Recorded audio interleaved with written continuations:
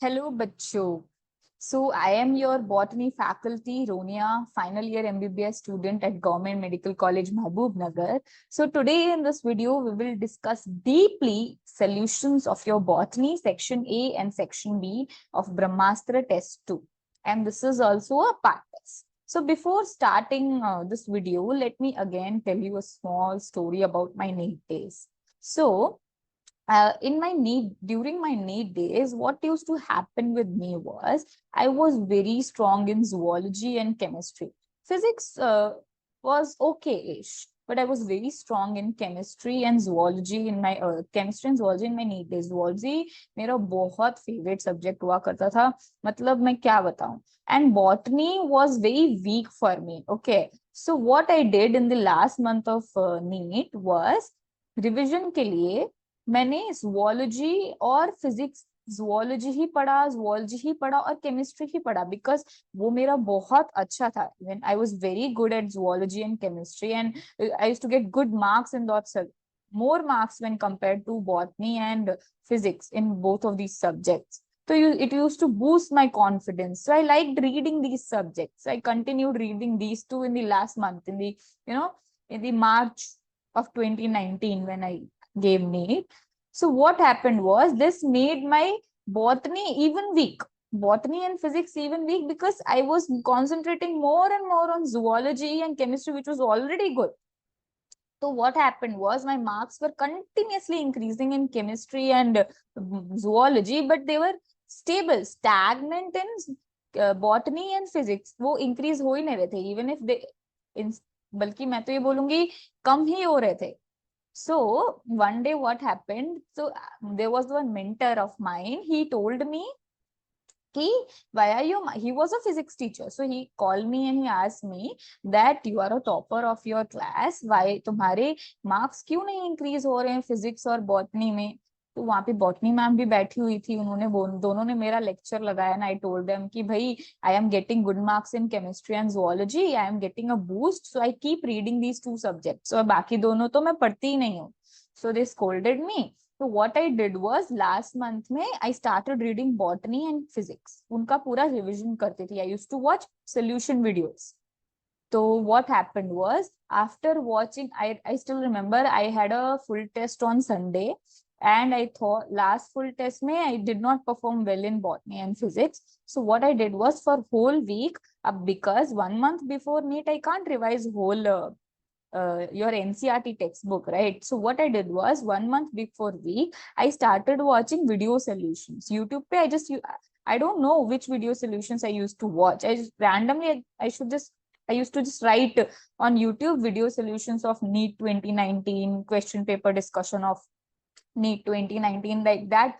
I used to write, and some videos used to come where teachers used to discuss questions and answers. So botany or physics I used to watch. 1 week, for 1 week, I continuously watched these video solutions, and believe me, that Sunday was the best day, because that day, for the first time, I was so confident about getting more marks in botany and physics when compared to chemistry and zoology.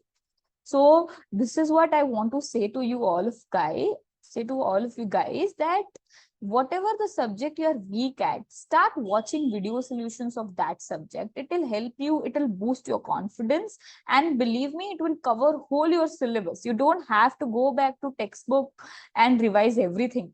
Okay, so video solutions are always a great arrow in your arch. Okay, it's a great arrow. It will directly go on to good marks. Okay, so never ignore video solutions. No, what we think is we'll just check the key और वो PDF पढ़ लेंगे answer वाला पता चल जाएगा. But listen to me very carefully, that answer PDF is having lines written. There is no one speaking into your ears and telling you and highlighting the point that, see, this knot is important, this particular point is important. That will be told only by your teacher. Okay. And for you to listen to your teacher, you have to watch video solutions. So never miss video solutions of the subjects you're weak at. And also, if you're watching the video solutions of the subjects you're good at, then that is +1. You'll get more good marks. Okay. तो video solutions को तो कभी भूलना ही नहीं है ना। And one more thing I want to tell you guys that अगर ऐसा लग रहा है अभी के कुछ नहीं पढ़ा है, कुछ याद ही नहीं है, बहुत नर्वसनेस हो रही है, स्वेटी पाम्स, एंजाइटी हो रहा है, एग्जाम में लिखने से डर लग रहा है और फुल टेस्ट में मार्क्स ही नहीं आ रहे हैं, तो डोंट वरी, इट हैपेंस। लेकिन वो नीट वाले दिन ना, तुमने जो भी मेहनत की है वो सब मेहनत काम आएगी, देखना, सब मेहनत काम आएगी। Just keep your mind cool, क्योंकि जो प्रेशर कुकर सिचुएशन होती है ना, exam is literally a pressure cooker situation. मतलब तुमको 3 घंटे के लिए प्रेशर कुकर में बिठा दिया है, उस समय पे तुम्हें अपने दिमाग पे हथौड़े मारने हैं कि आंसर निकालो, और आंसर वहां उस टाइम पे ही नहीं निकलता है। I know, I have been there. तो क्या करना है, you just have to learn to practice relaxation. Okay, अपने दिमाग को बोलो कि अगर कुछ जितना मेरे से होगा मैं करूंगा, मैं अपना बेस्ट दूंगा, rest I will leave to the God. Okay, because तुम एग्जाम के दरवाजे से पास होना तुम्हारा काम है, ठीक है। तुम कौन से वाले रूम में जाओगे, लाइक अच्छे रिजल्ट वाले रूम में जाओगे या बुरे रिजल्ट वाले रूम में पहुंचोगे, वो तो leave that to God. You just cross the door of exam. Okay, तो पहले एग्जाम लिख के आओ, पहले ही रिजल्ट की मत सोच। बस गिव थिंक दैट मेरे से जितना हुआ मैं करूंगा, मेरे से अच्छा हुआ तो अच्छा कहूंगा, नहीं हुआ तो भी उसमें ऊपर वाले की कुछ मर्जी होगी, है ना। ज्यादा अपने पे प्रेशर नहीं डालो, because that will again spoil your mind. दिमाग से आंसर निकलने के लिए दिमाग का शांत होना जरूरी है, तो दिमाग को शांत रखना सीखो, ज्यादा प्रेशर डालो नहीं दिमाग पे, और चिल मारो थोड़ा सा, है। मतलब चिल ऐसे भी नहीं कि पूरा पूरा दिन नेटफ्लिक्स देख रहे हो, कभी कभी 2-3 घंटा, 2-3 घंटा नहीं, कभी कभी 10-20 मिनट आराम से अपने मम्मी से बात करो, पापा से बात करो, बिकॉज इस टाइम पे पेरेंट्स से बात करना is only thing which can help you. Okay, so I think बहुत गप्पे हो गए, let us just dive into our video solutions today. Let's start.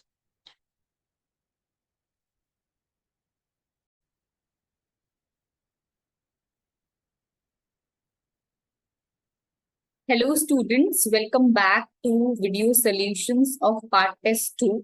So today in this video we are going to discuss about video solutions of botany section A and B of part test 2. So let us start with question 101, that is the first question of botany. It says, given below are two statements, statement 1 and statement 2. So statement 1 says, nomenclature is only possible when organism is described correctly and the correct name is attached to the organism. This is known as identification.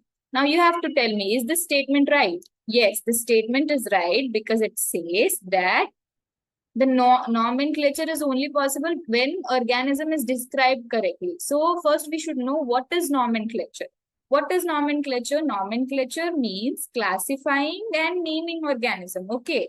Nomenclature means classifying and naming organism.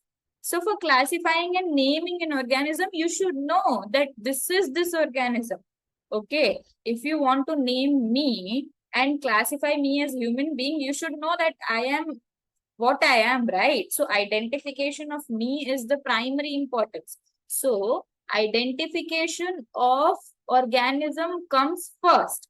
After you have identified that this is the organism, you can name it and then classify it. Okay. So identification of organism is a must step in order to classify and name organism, and this classification and naming of organism is known as nomenclature. So statement 1 is right. Okay. Now coming to statement 2. What does statement 2 say? It says when the living organism is described and is known by the same name all over the world, the process is nomenclature. This is also right. Okay. Why? See, let's see.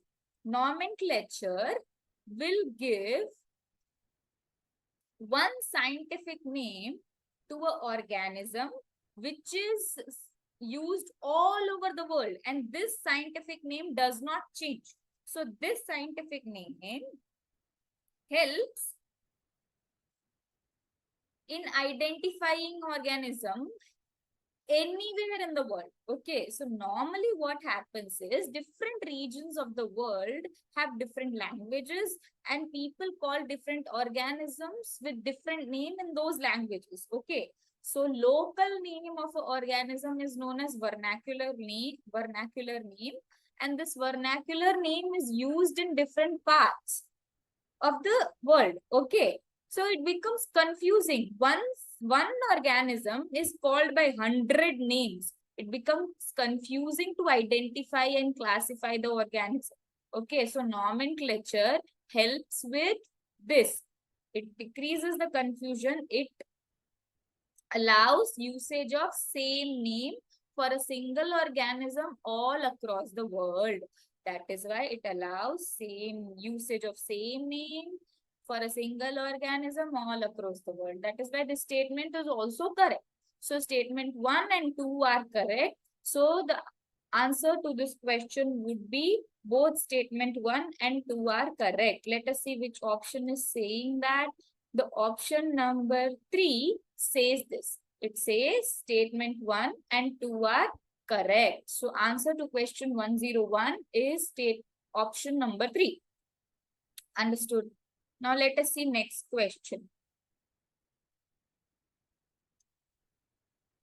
Question number 102. It says ICBN stands for International Code of Botanical Nomenclature. This organization helps in nomenclature of plants. Okay, this organization gives guidelines which are used for nomenclature of plants. Now one more thing. Scientific name of a plant is known as botanical name. Okay, so ICBN basically gives guidelines for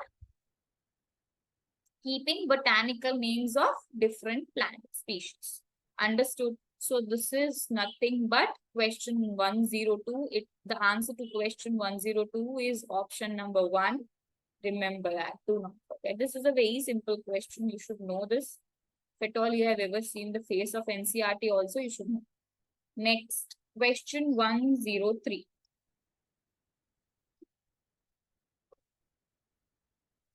Yes.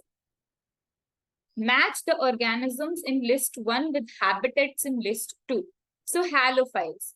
What are all these 3 are archaebacteria. Okay. So halophiles live in salty conditions. So A is 4. Okay. Thermoacidophiles live in hot springs. Methanogens live in gut of ruminants. What are ruminants? Ruminants are cows, buffaloes, all these organisms are known as ruminants. So in the gut of these cows and buffaloes, we find methanogens. These methanogens produce methane gas. They are archaebacteria. If you remember in part test 1, we had a question. Methanogens belong to which class? Archaebacteria. Okay, so C is 3. This is C. I'm sorry, this is C. And cyanobacteria live in aquatic environment, and some cyanobacteria, what they do, they fix nitrogen. Understood? So this is very important. So we have A4, B1, C3, we have files A4, B1, C3, D2. Yes. So it is first option. Understood? So answer to question 103 is option number 1. Okay.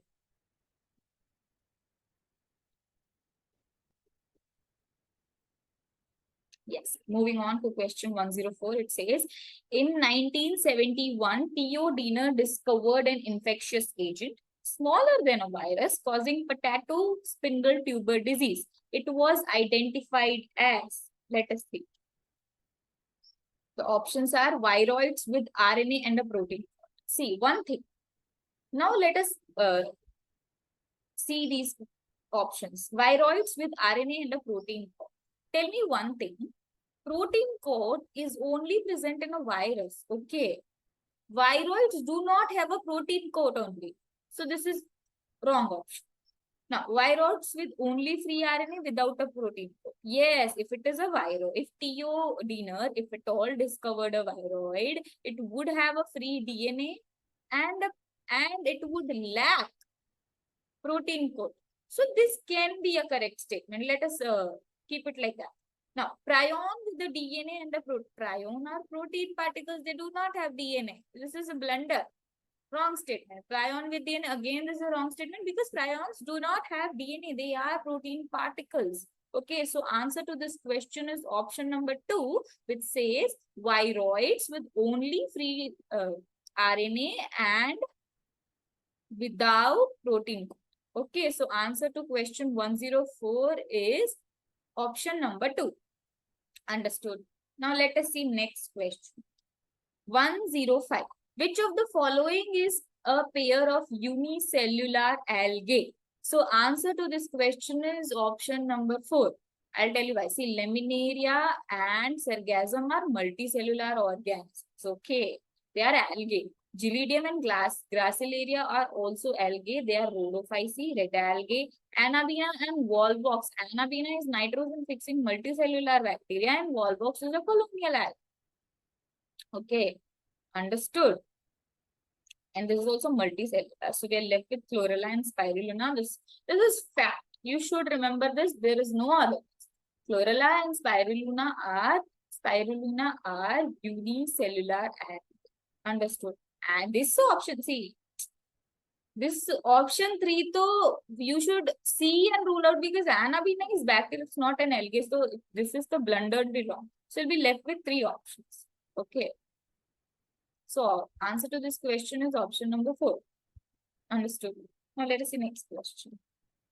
So this is a pretty, I would say, just a second.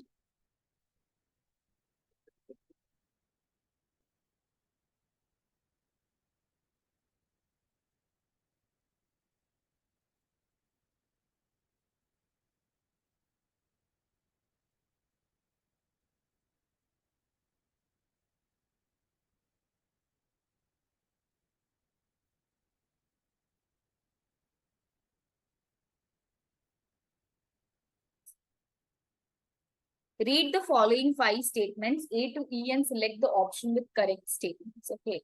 So let us read. Mosses and lichens are first organisms to colonize a bare rock. Mosses and lichens are first organisms to colonize a bare rock. Yes, this is correct statement. Okay. Mosses, that is bryophytes, and lichens are the first organisms which ever colonize. So they are the pioneer species. Okay, if at all you have ever read chapter ecosystem, it has this information. Okay, mosses and lichens are first organisms to colonize bare rock. Let us see next. Selaginella is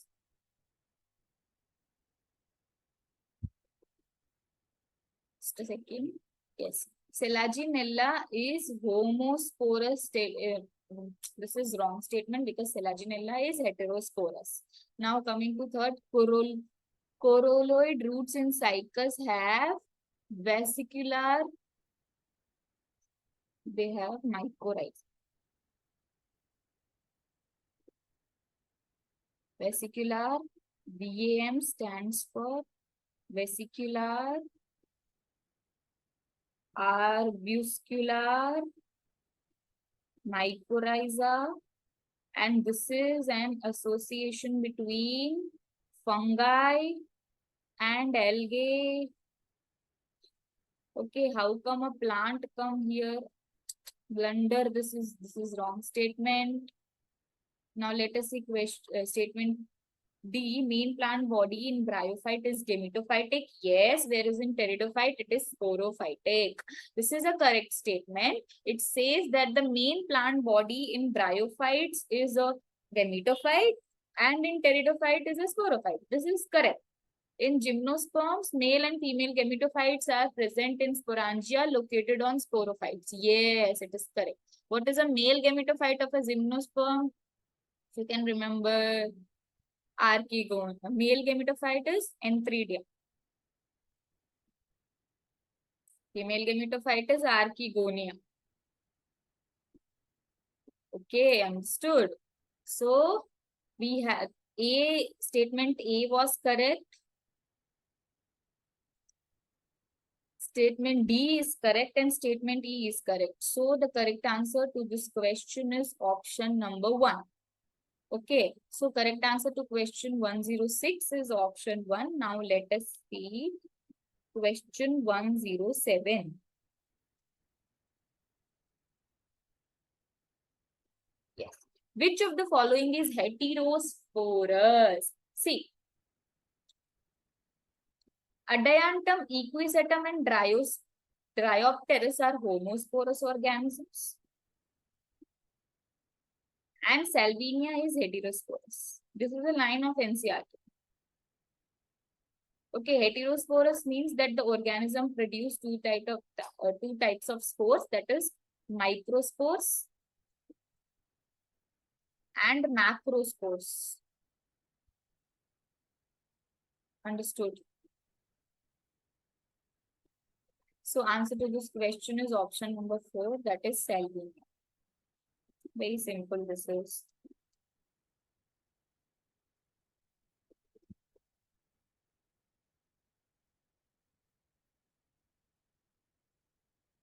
Yes, let us see this question. Which of the following is not a leaf modification?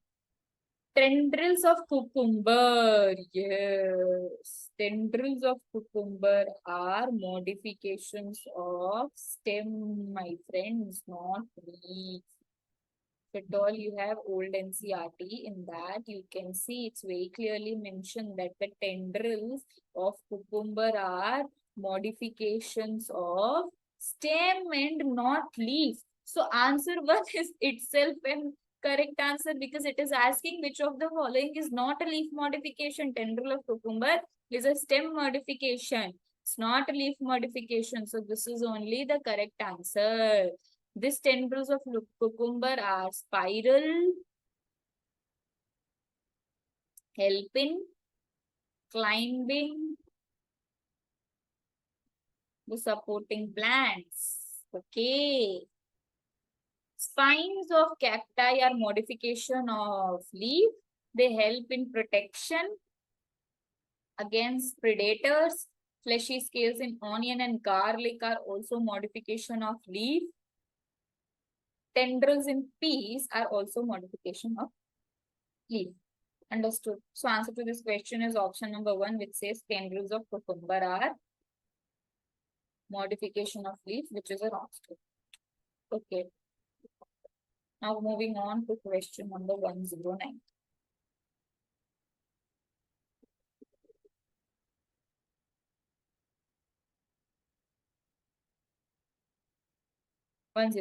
Cotyledon of maize grain is called Coleoptile scutellum plumule coluoriza. This is it. Cotyledon of maize is what? Monocot. Just a second.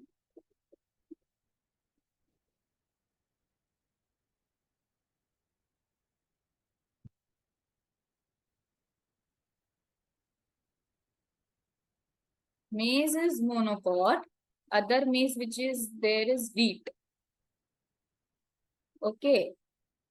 Maize is a monocot and monocots have only one cotyledon. Other one is reduced.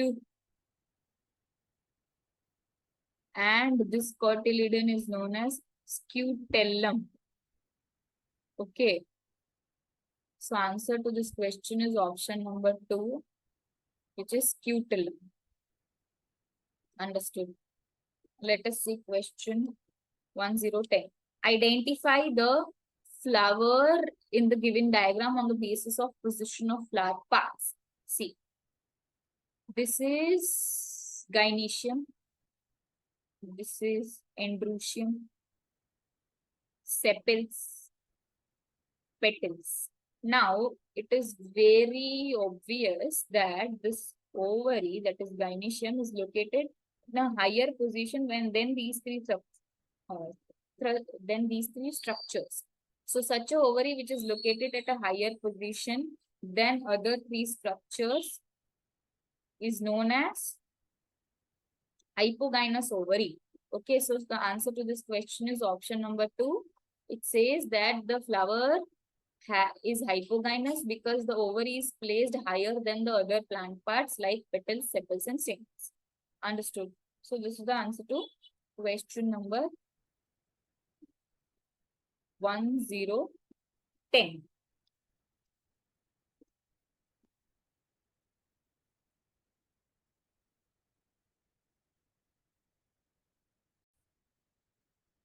So question 111. It says flowers are zygomorphic in which of the following? So see, this is from morphology of flowering plants. So mustard, we remember flowers of mustard are actinomorphic. Flower of tomato and datura are also actinomorphic. Okay. Gulmohar, the flowers of gulmohar are zygomorphic. So answer to this question is option number 2. Zygomorphic means bilaterally symmetrical flowers and actinomorphic means radially symmetrical flowers. Okay. So now one thing I want to tell you, I told you this thing in before video also, that if you want to remember zygomorphic and actinomorphic in your NCERT, they have given few examples for zygomorphic and few examples for actinomorphic. So you do one thing, you remember either the examples for actinomorphic or either the examples for zygomorphic. So if you remember one examples for one thing, the other thing will naturally come to your mind, because if you remember that these particular things are zygomorphic, the left out option is obviously actinomorphic, isn't it? So similarly, you should remember one thing and the other thing will always come. I also remember like that only. So answer to one question is option number 2, that is gulmohar. Gulmohar is a flower, I guess. I don't know. Tell me in comments below what kind of flower it is, what color it is, if you know. Okay. So gulmohar is the correct. Now let us see question number 112. What does it say?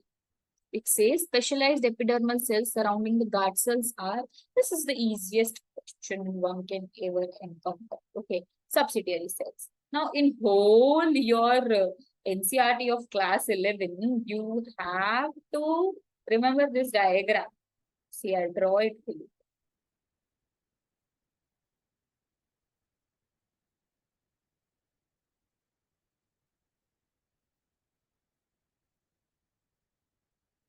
So this, my friends, is stomata or stomatal opening. These are guard cells and they are surrounded by subsidiary cells. And where are these found? They are found in leaf and stem. Okay, so stomata, this total structure is known as stomatal apparatus. Okay, so stomata are found in leaf and stem. Okay, leaf and stem have stomata, or I can say stomatal apparatus. So what does stomatal apparatus constitute? It has stomatal opening, guard cells, and subsidiary cells. What do subsidiary cells do? They help in supporting guard cells. Okay.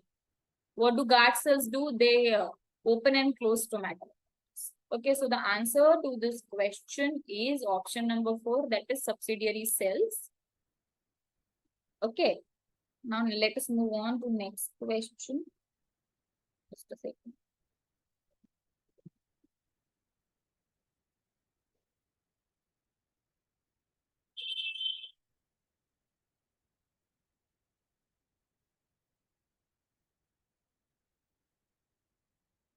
Yes. question 10113. Let's see this. It says tracheids differ from other tracheary elements in having or Casparian strips, being imperforate, lacking nucleus, being lignified. So let us evaluate. Okay, being lignified. Both tracheids and tracheally elements are lignified. That is, both of them are having lignin deposition. So this is the wrong statement. Next, lacking nucleus. So tracheary elements do not have nucleus, but tracheids have the nucleus. So this is also a wrong option. Then moving on to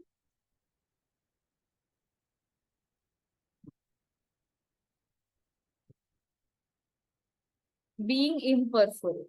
Yes. So tracheids are imperforate. They do not have pores or perforation. Okay. That is why they are differing from other tracheary elements. Okay. Understood.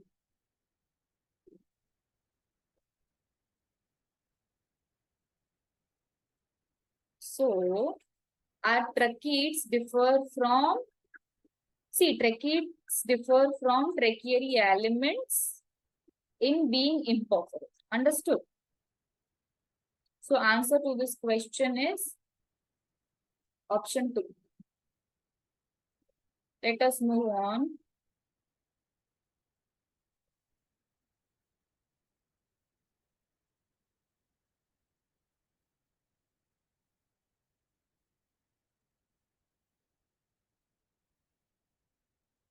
One one four. Okay. Major characteristic of monocot root is presence of, yes. So see, I used to use a trick in my NEET days for solving questions of monocot root, monocot stem, monocot dicot root, dicot stem. Okay. So see, whenever the monocot word is written, that means the vascular bundles will be closed A.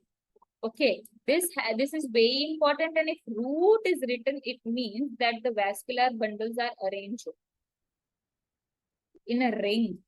Okay, let us see.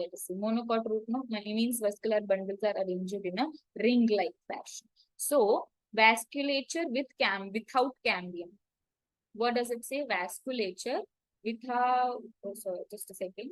Vasculature without cambium, that means the vascular bundles are closed. What does a closed vascular bundle mean? A closed vascular bundle means that there is no cambium present between xylem and phloem, and that is the reason that the plant cannot undergo secondary growth.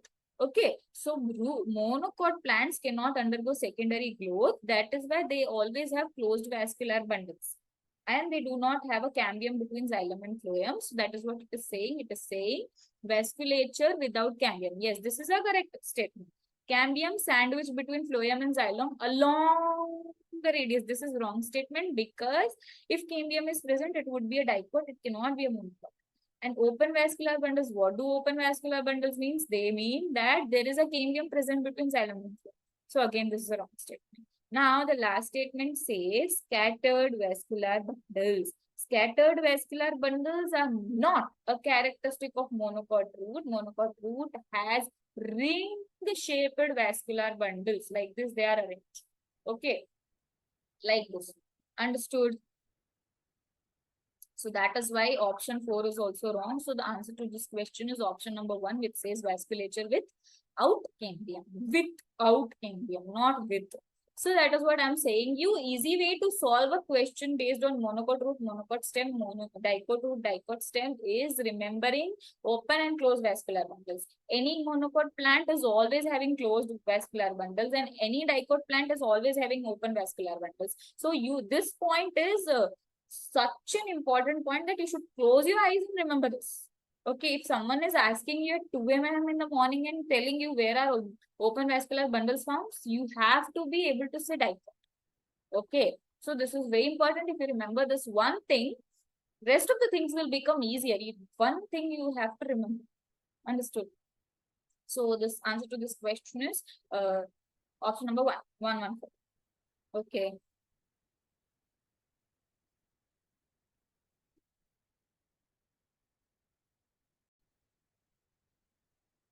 Yes. So which one of the following concerns photophosphorylation? Photophosphorylation.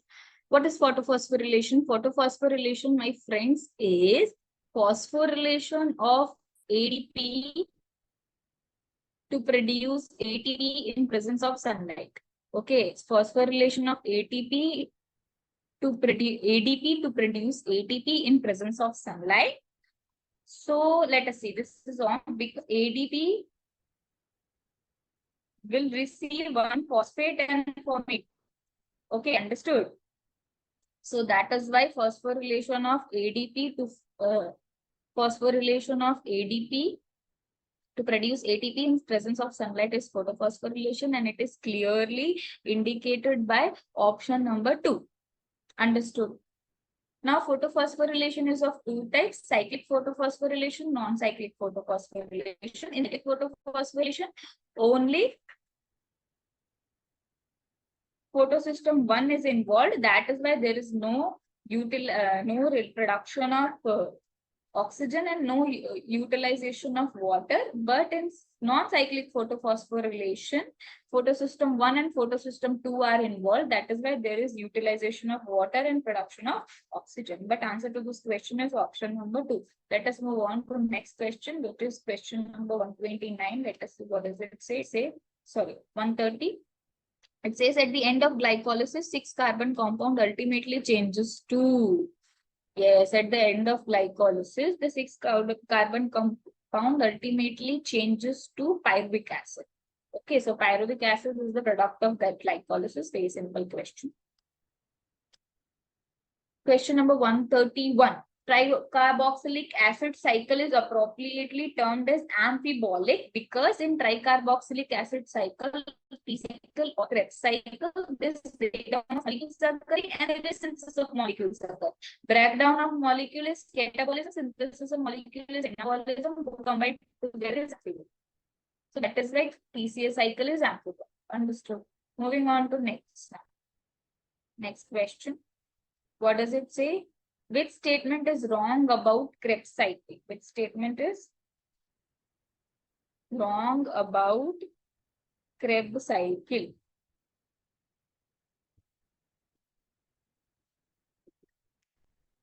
There is one point in cycle where FAD is reduced to FADH2. Yes, there is a point in cycle where FADH plus is reduced to FADH2.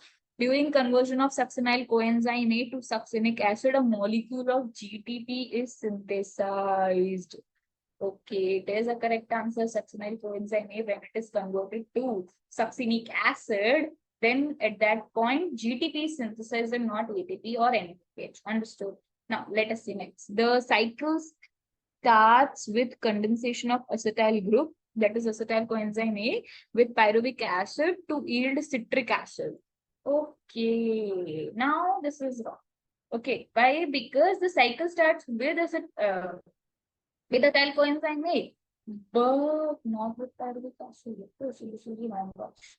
Is the wrong option because the cycle starts with condensation of acetyl coenzyme A with oxaloacetic acid or oxaloacetate to form citric acid and not the pyruvic acid. That is why this is the wrong option. So answer is third option. There are 3 points in cycle where NAD plus is produced to NADH. There is very important point I want to tell you. NADPH is seen in photosynthesis and NADH is seen in Krebs cycle or citric acid cycle. Okay, so moving on to next question now. Which group of plants show crans anatomy and bundle seed cell? This is very easy question. These two things can be seen in C4 plants. Okay, moving on to next question. What is primary precursor of indole acetic acid? What is indole acetic acid compound? Indole acetic acid is nothing but auxin, and primary precursor of auxin is tryptophan. Okay. Moving on to question 135. Senescence is an active developmental cellular process in growth and functioning of a flowering plant is indicated See, whole this question is there to confuse you only. It just want to ask you senescence में क्या होता है? What happens in senescence? So what happens? Leaf abscission. Annual plants. What is this option is only wrong. Floral parts wrong. Basal and trachea differentiation will occur during growth. Cannot occur during senescence. Okay. If one is growing old, there is no differentiation. Differentiation stopped years ago when growth stopped. Okay. So, senescence is indicated by leaf abscission. What is leaf abscission? Falling of. This can be found in your old NCERT. New NCERT, I don't think has anything these days. Half of the text is only removed. The NCERT now has become just a handbook. Does not have any information now. Section B, Botany. 136. Increased vacuolation, cell enlargement, and new cell wall deposition are characteristics of cells in which phase? If you ask me, this question belongs to which chapter, I'll tell you anatomy in chapter. Okay. So it is a characteristic of which phase? It is a characteristic of elongation. Okay. Elongation phase comes after meristematic phase, and during elongation phase, there is vacuolation, there is enlargement of cells, and there is deposition of new cell wall. So answer to this question is option number 2. Let us see next question. It takes a very long time for pineapple plants to produce flowers. Which combination of hormones can be applied to artificially induce flowering in pineapple plants throughout the year? Okay, to increase the yield. So the answer to question 137 is auxin and ethylene. Okay, ethylene is a hormone which is specialized for ripening. Okay, and auxin promotes growth and development. That is why auxin and ethylene are artificially used. It is a statement in NCERT also. They both are artificially used to promote flowering in pineapple plants. Understood? Moving on to next question. Which of the following statement is correct? Auxin helps to initiate rooting in stem cutting. Auxin helps to initiate rooting in stem cutting. Okay, this is correct. Auxin is a hormone which promotes root development. Ethylene promotes root growth, correct. Ethylene promotes root hair formation, correct. Indolacetic acid and IBA are natural options. Yes, correct. So answer to this question is option number 4. All of them are correct options. Indolacetic acid and butyric acid, both of them are naturally existing hormones. Okay, remember. And ethylene promotes root growth and development. So if it is promoting root growth and development, then obviously root hair formation also is fine. Very easy question. Moving on to next one. 39. Bladderwort and Venus flytrap are example of what? Yeah. Syllabus. They are examples of partially heterotrophic plants. Okay. Partially heterotrophic means they take food from other organisms and partially synthesize their own food.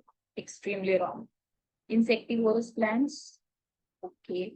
Yes, correct. Totally heterotrophic. Okay, this is correct. So more than one option are correct for this question. Why? Because the there more than one option is correct for this question because bladderwort and Venus fly are insectivorous. Okay, it is parasitic. This is very short question. Short answer. Okay, this is correct. Totally heterotrophic. They completely derive food from other organisms. Now that is incorrect. Okay, that is incorrect. So let us. Now it is say we know that bladderwort and Venus flytrap are insectivorous and parasitic plants. Okay, so second option should be correct. But just a second, I told you that partially heterotrophic. They are not partially heterotrophic. But let us examine this statement. See, insectivorous plants, they derive nutrition by parasiting on other insects. Okay, but there are some other organisms of bladderwort and Venus flytrap, some species that produce that take nutrition from other plants or nutrition from other organs. So they are partially heterotrophic also. So ideally the answer should be second option because bladder wet and weakness bladder are insectivorous.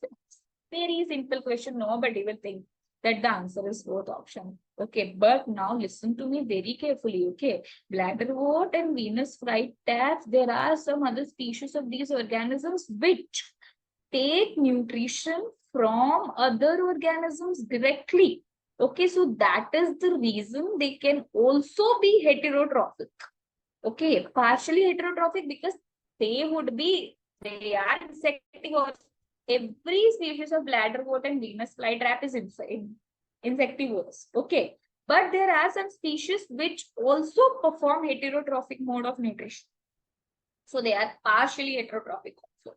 So now we have two options, partially heterotrophic and insectivorous. That is why the option number 4 is correct. Okay. Now in the first starting of the question, I told you this extremely incorrect statement. They are not partially heterotrophic. I told you, right? Why? Because I want you to get confused. Okay. See, what happens in NEET? You are under a pressure cooker situation. Okay, there is so much pressure on you that you will see bladderwort, venous flytrap, insectivorous plant, parasitic plant. Option 2 correct. This will go wrong. This kind of questions will only make and break your rank. Okay, you have to be very, very, very, very particular and very focused when you read options. Okay, never take an option light. Now see, if I say partially heterotrophic plants, venous flytrap and bladderwort, for a second, instantly half of you will say it's an incorrect statement. But you have to think, okay, you have to think. Because there are some species of these organisms which perform, which take nutrition from other organisms, okay? But they are insectivorous also. So they have two modes, insectivorous and heterotrophic. That is why they are partially heterotrophic because they perform they are insectivorous also. So more than one option is correct for this question. Answer is fourth option. Moving on to another question, 140 question. In which kingdom autotrophic mode of nutrition are never occur? Okay, this is very simple. Fungi are never. In which kingdom autotrophic mode of nutrition can never occur? So in kingdom fungi, autotrophic mode of nutrition cannot occur, can never occur. Okay, Monera, yes, Robusta, yes, Plantae, yes, Plantae are known for autotrophic mode of nutrition. But in the fungi, saprophyte, they're not occur. So this is the simplest question that can ever income. Moving on to next question, question 141. All categories of overall taxonomic arrangement together constitute. Now, if one cannot answer this question correctly, I think you should reconsider reading NCERT once again from start. Not now. I don't know when you'll do that, but do. This is the one easiest question in this whole paper. All categories of overall taxonomic arrangement together constitute taxonomic hierarchy. Okay, kingdom, phylum, class, order, all these together constitute hierarchy. Okay, so answer to the question is option number 1. Extremely easy question. Moving on to question 142. Cells in watermelon may increase up to, see, this question, there is no explanation. This is direct NCERT. NCERT has said one number in whole biology textbook. They have given one little maths thing that only they choose to ask in exam. Okay, because they know that these people don't know maths. Let us put maths in biology also and cut their maths. That is why they are asking such questions. Because while reading NCERT, we will say, what is this? This is so definitely not. We'll skip this. But you should not. This is very important.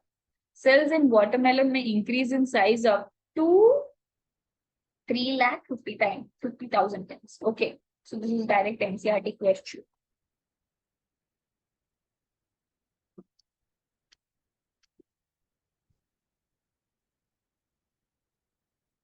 I'm sorry.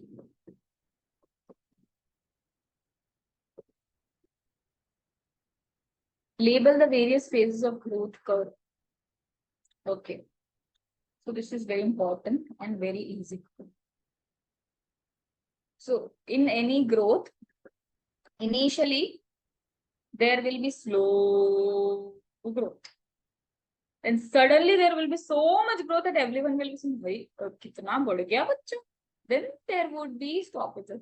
That is this. So this happens. Okay. Even in a child, human being, if we see, there initially till 10 or 12 years of age, child will be growing slowly, slowly, slowly. But when puberty hits, there is sudden growth. And then when the puberty stops, that is in your mid-20s, there's stage stationary, then the growth becomes stationary. So the first phase, because there is slow growth, it is known as lag phase. The second phase, exponential, sudden increase in growth, and the third phase is stationary. So answer to this question is option number 1. Moving on to next question.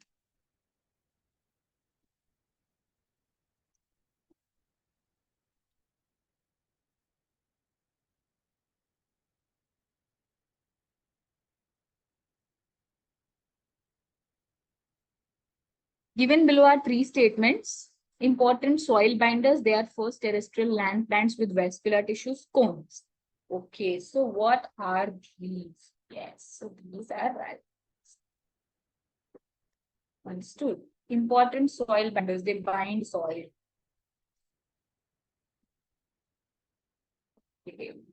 They are first terrestrial land plants, means they are not, and cones are present. Which of the following organism has all three states? See, first terrestrial land plants. Now you might be confused. See, important soil binders, okay, bryophytes. So, see, I also read first statement, important soil binders, and thought they are bryophytes. But correct. They are terrestrial land plants with vascular tissues. What does it mean? They are not because they're not bryophytes because they have vascular tissue. What does it mean? They are pteridophytes. Cones are present? Yes, cones are present in pteridophytes. Now you have to see options. Is Eulothrix a pteridophyte? No. Is Pinus a pteridophyte? No. Is Cycas a pteridophyte? No. Is Equisetum a pteridophyte? Yes. So this question is option number 4. Okay, moving on to question 145. Match column 1 with column 2. This is memory based question. Okay, there's nothing that can be. So, A, valvate estivation can be seen in Calotropis. Okay, twisted estivation can be seen in cotton plant. Okay. Imbricate estivation can be seen in Gulmohar. And waxillary estivation can be seen in pea plant. Understood? So, option number 1 is the correct answer to this question. Moving on to the next question, 146. When flower can be divided into two similar halves only in one particular vertical plane, the flower is zygomorphic. This is called bilaterally symmetrical flower, which is also known as zygomorphic flower. And zygomorphic flower are we have examples for zygomorphic pea. Okay, cassia, Gulmohar, bean. Let us see. All of this. So answer to this question is 4. Examples for actinomorphic are mustard, datura, chili. Hello students, so let us start with question 147. The next question, what does it say? Let us say. Yes, so question 147 says the apical meristem of the root is present in only radicals, only root tap roots, only in adventitious roots, or in all roots. See, this is a root and this is the terminal part of the root. The meristematic tissue which is present in the terminal part of the root is known as apical meristem, and this meristem is responsible for growth of root. Okay, it is responsible for growth of root tips, and it is present in all the plants. Okay, understood. So in root we have zones also, meristematic zone, then we have zone of elongation, then we have zone of root hairs. So like that. So apical meristem is the meristem which is present at the tip of the root, and it is responsible for growth at the tip of the root, and it is present in roots of the all plants. Okay, not particular one or other plant. Understood. So answer to this question is option number 4. That is in roots of all plants. 148. The arrangement of lipid molecule in plasma membrane is found as. Okay, let us see 148. Polar head towards the outer side and hydrophilic tails towards the inner side. See, this is wrong because polar heads are towards outer side. Okay, and heads are hydrophilic and tails are hydrophobic. So this is wrong. That's why it's a wrong statement. Next, tails towards the outer side, while polar head towards the inner side. No, head is towards the outer side, tail is towards the inner side. So again, this is a wrong statement. Polar head towards the outer side and hydrophobic tail towards the inner side. Head is outer, okay, correct. It is polar, correct. Hydrophobic tail, inner side, yes, correct option. Arranged alternatively with amino acids, wrong. This is extremely wrong statement. So the correct answer to the option 140, question 148 is option 3, which says that the cell membrane or the plasma membrane has polar head towards the outer side and tails towards the inner side. Heads are polar and hydrophilic, tails are non-polar and hydrophobic. Remember, very important, and the layer is bilayer like this. Okay. Polar and hydrophilic, non-polar and hydrophobic. Tail is non-polar and hydrophobic, head is polar and hydrophilic. Extremely important and highly confusing, but you have to remember there is no otherwise option. Okay.